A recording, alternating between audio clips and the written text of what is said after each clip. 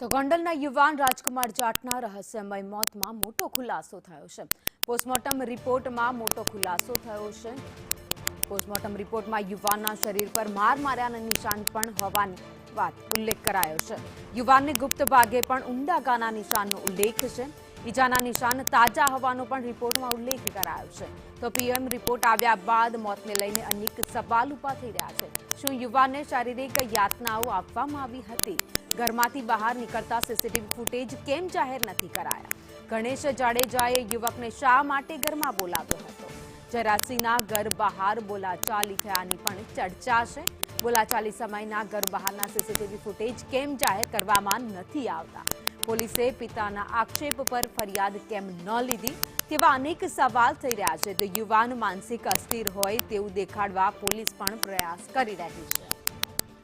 વધુ અપડેટ સાથે સંવાદદાતા મયુર સોની મારી સાથે જોડાઈ ગયા છે।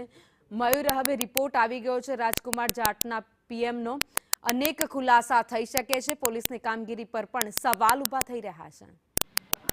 ભાવની પ્રથમ દ્રષ્ટિથી ગોંડલ પોલીસની કામગીરી શંકાના ઘેરામાં હતી અને હવે એ કામગીરીને બળ આપતું હોય તે પ્રકારે પીએમ રિપોર્ટની અંદર વિગતો સામે આવી છે।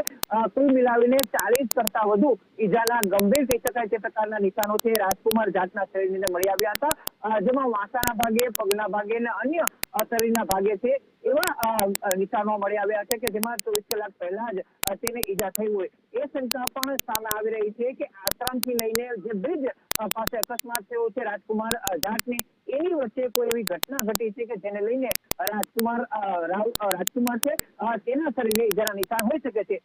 એમ 3 અલગ અલગ ડોક્ટરો દ્વારા કરવામાં આવ્યું હતું અને તેને ટાંકીને અલગ અલગ 40 કરતા વધુ ઈજાના નિશાનો છે તે જોવામાં આવ્યા છે। એટલું જ નહીં પરંતુ જે પ્રકારે પોલીસે રજૂ કરી હતી થયેલી કે બસની સાથે ટક્કર થવાના કારણે તેનું મોત થયું છે અને ત્યારબાદ મલ્ટિપલ ઇન્જરી થઈ હોઈ શકે છે રાજકુમારને, પરંતુ પીએમ કરવામાં આવ્યું અને ત્યારબાદ ફોરેન્સિક કરવામાં આવ્યું છે। તો તેનો જે પ્રાથમિક રિપોર્ટ આવ્યો છે એની અંદર અનેક શંકાઓ છે એવું જોવા મળી રહ્યું છે। માહિતી માટે